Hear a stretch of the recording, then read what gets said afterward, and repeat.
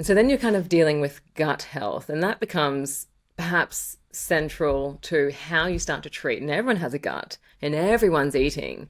So I guess I do want to go into mental health, but before we go there, what are some of the, because other people might be thinking this as well, what are some of the other symptoms that people have? Because you don't associate joint pains with gut health, really. What are some of the other symptoms, typical symptoms that people might have and can be alleviated by correcting gut health?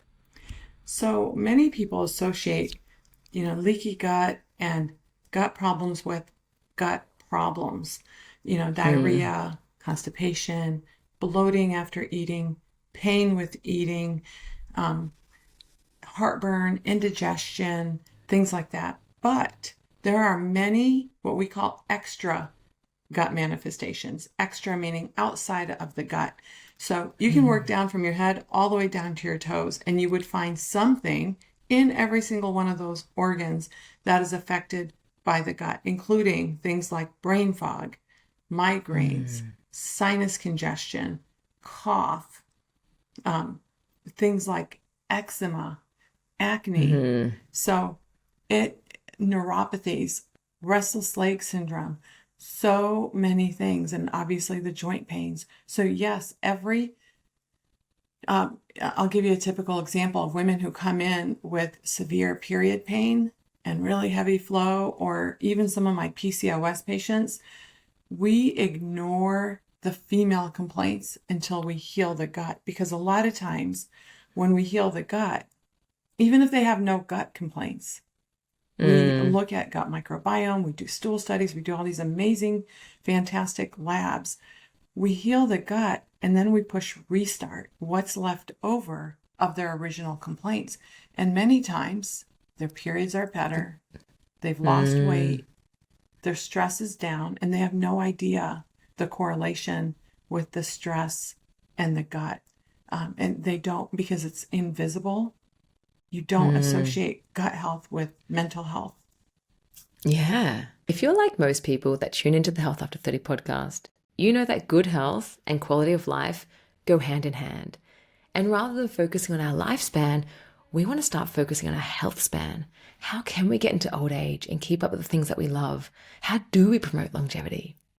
Today's sponsor is Kimberly Rebecca. She's a naturopathic colleague who does exactly this.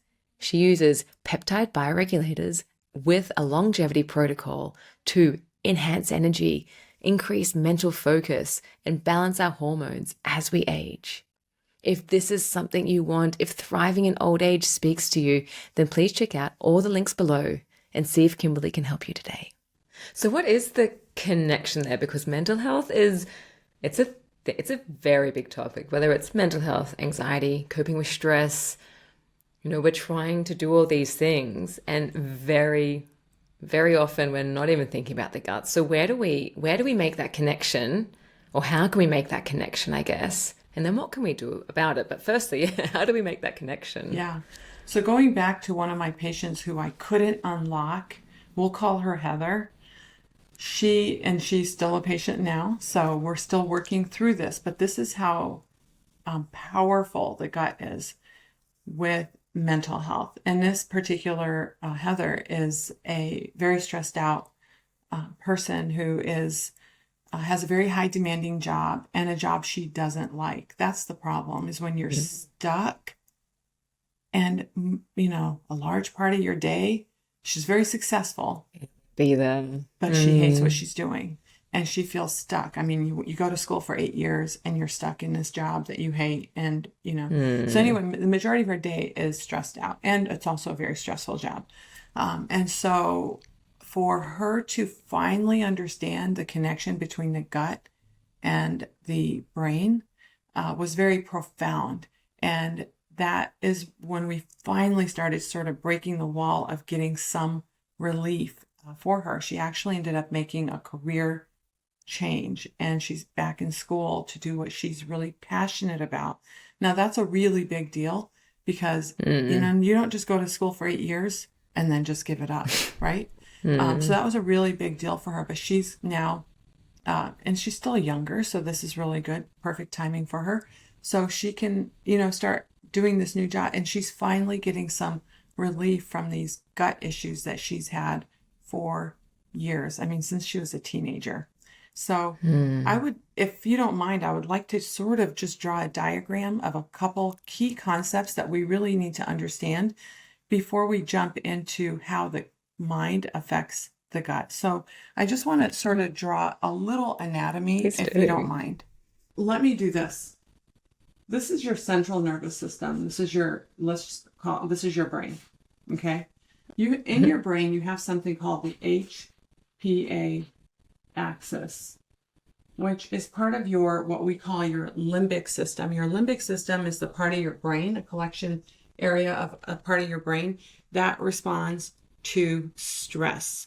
And it also responds to inflammation. So having inflammation in your body is actually really important to decrease. So what type of foods you eat, leaky gut, all those things really contribute to your limbic system.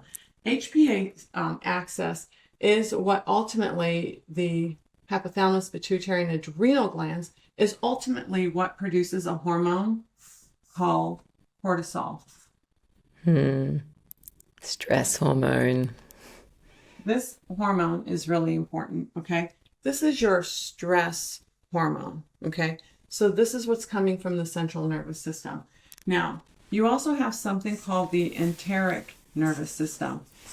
The enteric nervous system is part of the gut's nervous system. In fact, it is so big that we call the enteric nervous system your second brain.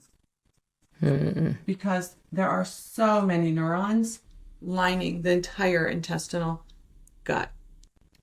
And then over here we have your little microbiome.